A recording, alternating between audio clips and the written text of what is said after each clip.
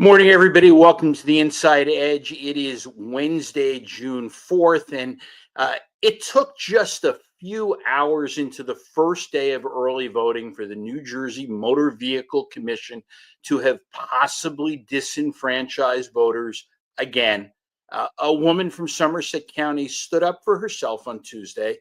She appeared before a Superior Court judge to fight for her right to vote, as she should. And amazingly, she got turned away.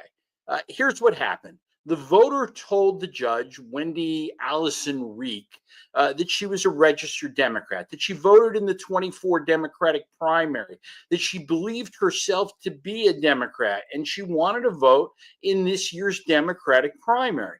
But a trip to the DMV to get a real ID and to change her name rendered her ineligible to vote this month.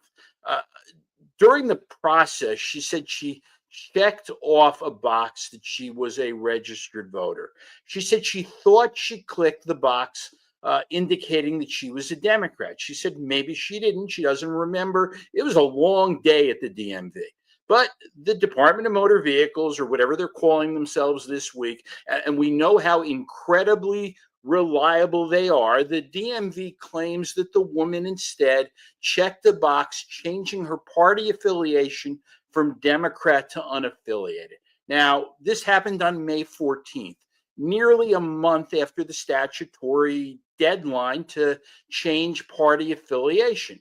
So the Deputy Attorney General, a guy who doesn't usually handle election matters, he told the judge that by her changing her registration status to unaffiliated after the change deadline left her ineligible to vote at all.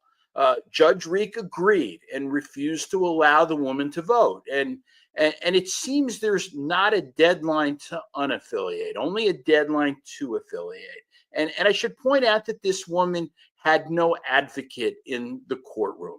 It was the judge, it was the Deputy Attorney General representing the Board of Elections, and it was this voter. Now, for better or for worse, the deal in New Jersey is that judges are instructed to interpret election laws liberally, except when it comes time to voting in elections. Then it seems that they suddenly flip into strict constructionist mode. Maybe that's a good idea. Maybe it's not. If this woman wanted to be on the ballot, I think the judge would have said yes. Now, I'm not an attorney, but I've watched dozens and dozens of these kinds of hearings over the years, and probably more than the second-year judge and the this recently post-pubescent Deputy Attorney General. But I don't think there's any fraud here. It's a Democrat who wants to vote in a Democratic primary.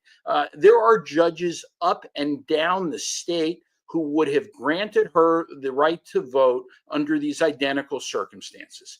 And then later on Monday, I learned of a Monmouth County voter also disenfranchised courtesy of the DMV.